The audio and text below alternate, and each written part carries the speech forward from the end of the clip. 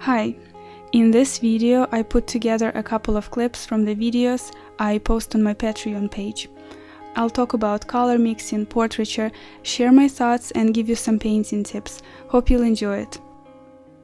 The question I get asked almost daily is how to mix colors for portrait painting or how to mix skin tones, and even though I've covered this topic many times, I want to go in depth one more time and show how I do it. So, as you may know, I use these 5 main colors: burnt umber, ultramarine blue, cadmium red, cadmium yellow pale, and titanium white. Now, when I have these colors on my palette, I'm gonna pre-mix skin tones. I start with mixing darker tones first. For darker tones, I add a lot of burnt umber and ultramarine blue to the mixture, and the lighter the tone gets, I add less and less of these colors and mix in more titanium white. Keep in mind that there are many ways to achieve lifelike flesh tones, and we're not limited to this one method, but this is what I do and what works for me.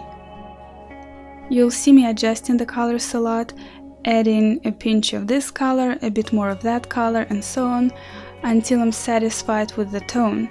And I'm satisfied with it if it's close enough to the color that I see on the reference picture, or if I'm painting from life to the color I see on the model's face in front of me.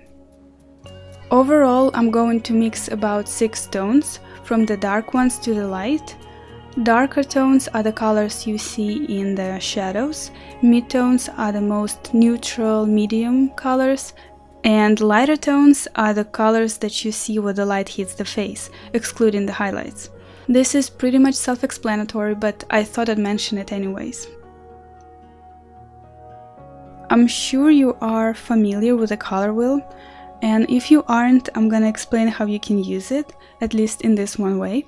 If you feel like the color you're mixing is too red, for example, all you have to do is to add the opposite color to make it less red. The opposite of red, as we can see on the color wheel, is green, so you have to add a little bit of yellow and blue to the mixture to tone down the redness. Let me give you another example. If your color is too blue, you need to add orange, so you add red and yellow, which together make the orange and do a great job of toning down the blue. I understand that this can be a bit confusing to some of you, but once you get a grasp of it, you know it's a pretty simple concept that can be quite useful.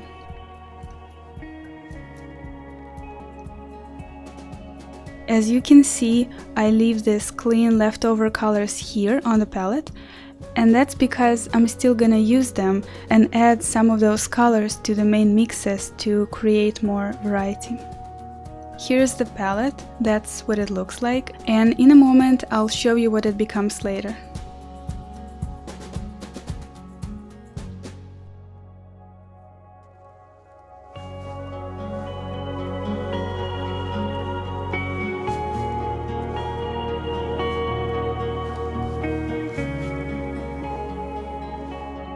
Okay, here it is.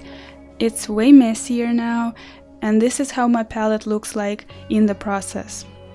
I keep shifting the hues here and there to make the portrait look more lifelike and real, and that's all there is to it.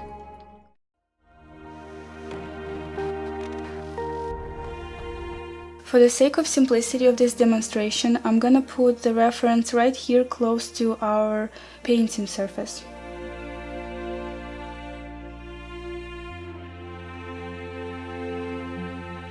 Now it's time to draw the outlines of the eye. Those outlines are gonna serve as a framework for our painting. All that we need this initial sketch for is to give us the idea of the proportions and sizes of our subject matter.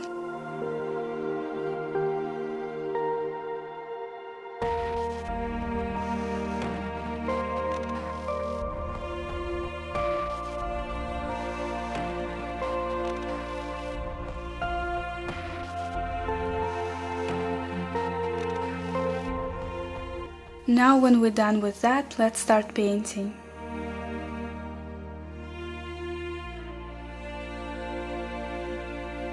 First of all, we will establish the darker tones and then we can go from there.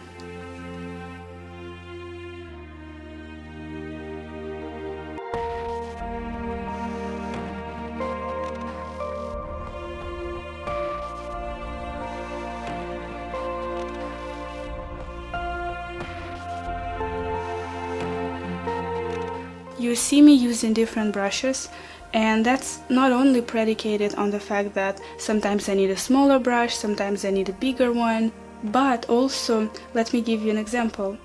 When you paint some darker tones and then you want to go lighter, even if you wipe this brush with a paper towel, it is still very hard to get all the dark pigment out of it. It's still gonna stay there in the bristles, and then it's very easy to pollute the lighter color because the brush is not completely clean. So to avoid it, you can just switch between different brushes that you have.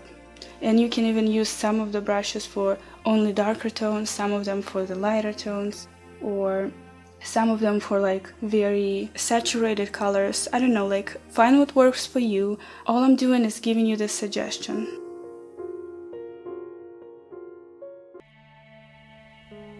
I'm using the smallest brush I have for this work in a size of 00, and I'm painting them very lightly with no particular order. What I mean by that is some people, especially beginners, like to paint every eyelash in the same direction, same way, like they're all twins or something. And that turns out looking kind of fake, so don't make this mistake.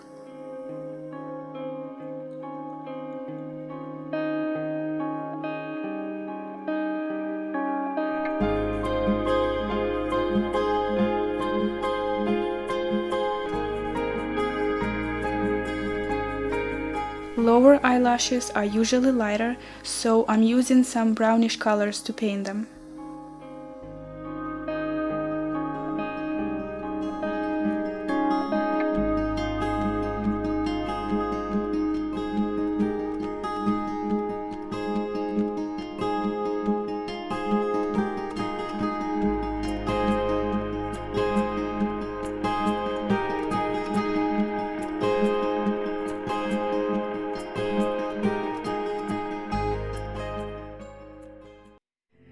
So first of all, I use stand linseed oil as a medium.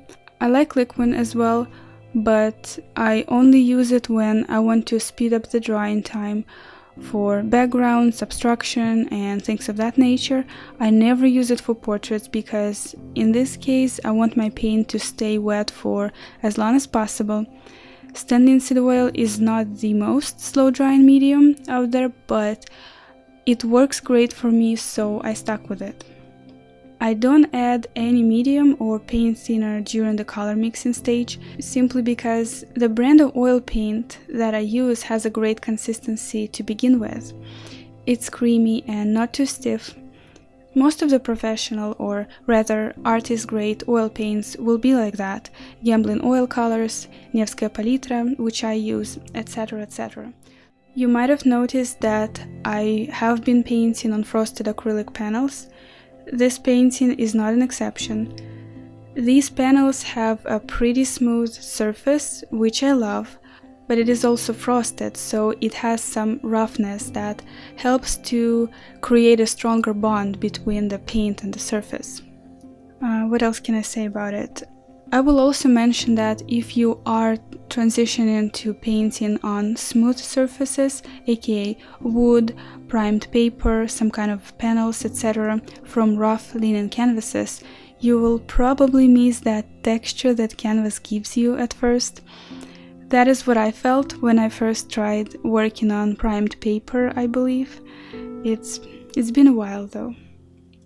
I do love the effect frosted acrylic creates, and that due to its transparency I was able to paint some of the background on the other side even before starting a portrait, and it's just interesting and new to me. I realized that it's not a very common practice among oil painters, but I had this idea and I wanted to try it. I'm glad I did. Thanks to everyone who is a part of my little community on Patreon. I really appreciate your support. I hope you found this video helpful. Let me know what you think. Have a wonderful day and I'll see you later.